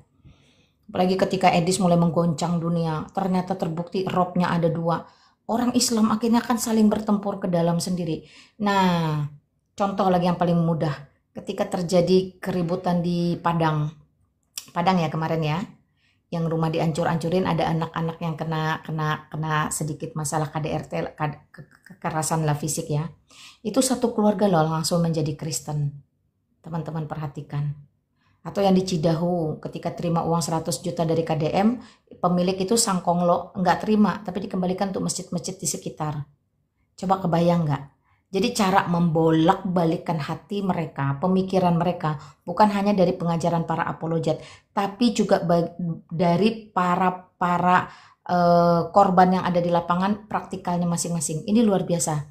Jadi satu sinergi, satu kerjasama yang baik, kolaborasi antara sosial media dengan dunia nyata ini sekarang sudah masuk ke dalam fase bagaimana Islam itu harus berpikir, para umat muslim harus berpikir di dalam sosial media. Mereka dibongkar secara pengetahuan, di dalam dunia nyata mereka melihat kenyataan, ya, melihat realita. Oh, ternyata orang Kristen benar-benar luar biasa. Nah, apakah ini akan membuat Indonesia nanti akan semakin lebih baik? Pasti. Bahkan banyak orang yang mulai menafsirkan atau mengupayakan bahkan 2035 kekristenan menjadi 50%. Teman-teman perhatikan, kita tidak berbicara tentang persentase angka, tapi kita berbicara tentang bagaimana kerajaan Allah itu adalah kerajaan sepanjang masa, sepanjang zaman. Jadi dia tidak akan bisa diruntuhkan, tidak akan bisa dibungkam, tidak akan bisa dihilangkan, tetapi dia akan semakin berdiri kokoh. Ya, orang-orang yang dimenangkan bagi kerajaan Allah ini akan semakin banyak. Karena apa? Memang karena itulah tujuan Allah, ya, datang ke dunia, nuzul ke dunia menjadi manusia melalui Yesus Kristus, supaya banyak orang itu kembali kepada fitrahnya sebagai penguasa, sebagai peta teladan Allah berdasarkan Kejadian 1 ayat 26, 28 dan seterusnya. Itu, ya. Bayangkan betapa baiknya Allah yang benar. Kalau Allah yang jahat, Allah abal-abal berhala, dia nggak mau kamu bertumbuh, dia nggak mau kamu jadi baik, dia maunya kamu tetap jadi teroris, tetap jadi pembenci, pemarah, pencuri, penjinah, perampok, dan seterusnya. Kalau kamu tidak lakukan itu, dikirimnya setan untuk mengganggu kamu. Nah, ini juga sebenarnya udah sampai pada satu fase, satu masa bagaimana NKRI ini benar-benar akan dimenangkan bagi kemuliaan Kristus.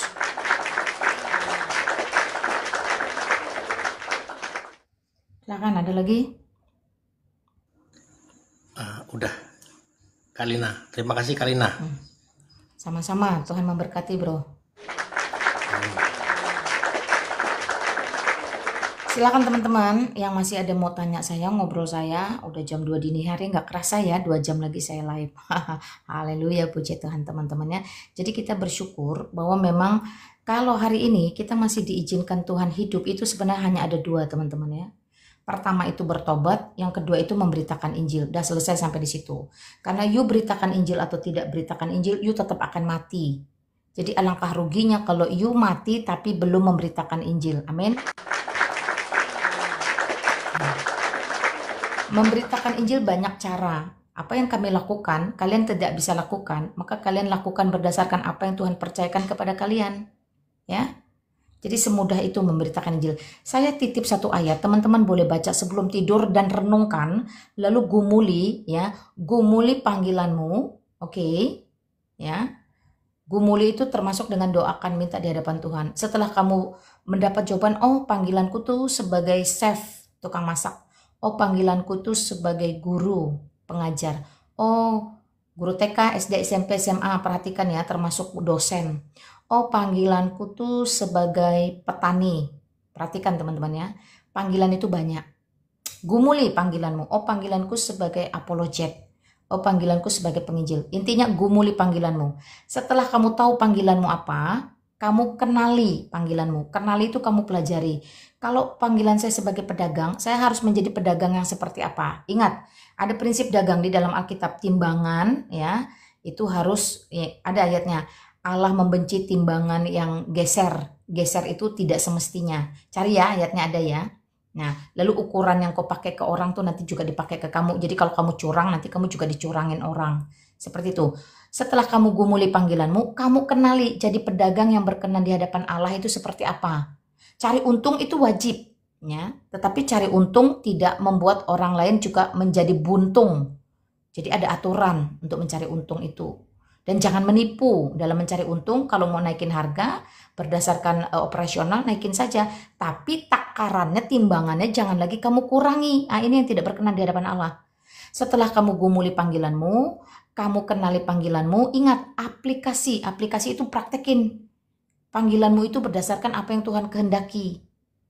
Jadi 3 hal ini penting. Nah malam ini teman-teman boleh gumuli, kenali, kemudian aplikasi. Saya titip satu ayat supaya teman-teman renungkan sebelum tidur malam ini, istirahat malam ini. Dari 1 Korintus pasal 16 ayat 9. Saya ambil kalimat terakhirnya saja. Nanti teman-teman baca sendiri ya. 1 Korintus 16 ayat 9. Celakalah aku jika aku tidak memberitakan Injil. Wah ini ngeri ya. Jadi kita akan menjadi orang-orang yang celaka kalau tidak memberitakan Injil, memberitakan Kristus, memberitakan keselamatan, memberitakan Allah Tuhan yang benar, yaitu Tuhan Yesus. Nah, ini penting teman-teman ya. Kiranya ini boleh menjadi berkat bagi kita semua. Saya mengucap syukur untuk hari ini. Saya kembali boleh memberitakan Injil dengan cara yang Tuhan izinkan. Saya juga bersyukur teman-teman mendengarkan kebaikan dan kemurahan Tuhan. Saya juga bersyukur teman-teman boleh diperlengkapi dengan tanya jawab tadi. Dan sekali lagi saya bersyukur untuk ruangan ini. Terima kasih moderator, tap-tap layar, share live-nya, apapun itu. Saya percaya ya, persekutuan kita tidak akan pernah sia-sia. Ya, Tuhan itu adil, dia mencatat segala sesuatu. Pikiran, perkataan, dan perbuatan kita itu dicatat. Oke teman-teman, selamat beristirahat. Saya akan tutup dengan doa Bapa kami. Bapa kami yang ada di dalam sorga, dikuduskanlah namamu, datanglah kerajaanmu, jadilah kehendakmu di bumi seperti di surga. Berikanlah kami pada hari ini makanan kami yang secukupnya. Dan ampunilah kami akan kesalahan kami, seperti kami juga mengampuni orang yang bersalah kepada kami. Dan janganlah membawa kami ke dalam pencobaan, tetapi lepaskanlah kami daripada yang jahat. Karena Engkau yang punya kerajaan dan kuasa dan kemuliaan sampai selama-lamanya. Amin. Amin teman-teman ya. Selamat beristirahat. Saya undur pamit. Ingat, kesusahan sehari cukuplah untuk sehari. Walaupun susahnya berhari-hari. Kalau ada sumur di ladang, boleh kita menumpang mandi. Kalau ada umur kita panjang, besok Lina Wijaya live lagi. Itu semua.